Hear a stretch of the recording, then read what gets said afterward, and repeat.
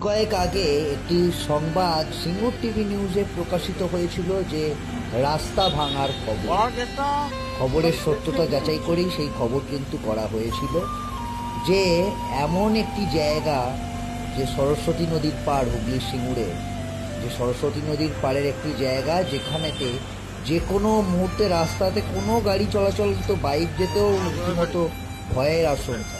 এবার ঠিক সেই জায়গাতেই উল্টালো একটি ছোট যে চব্য গাড়ি, সেই গাড়ি কিন্তু রীতিমতো উল্টালো। তাতে করে কিন্তু মালপত্র নিয়ে যাওয়া হচ্ছিল একটি সাঁকো সেটি করার জন্য, কিন্তু যাচ্ছে তাই ভাবে রীতিমতো ভেঙে কিন্তু সমস্ত মাল পড়ে গিয়ে উল্টালো এবং যে যাত্রী যিনি ছিলেন চালক তারও কিন্তু অবস্থা রীতিমতো গুরুতর। দেখুন বিস্তারিত।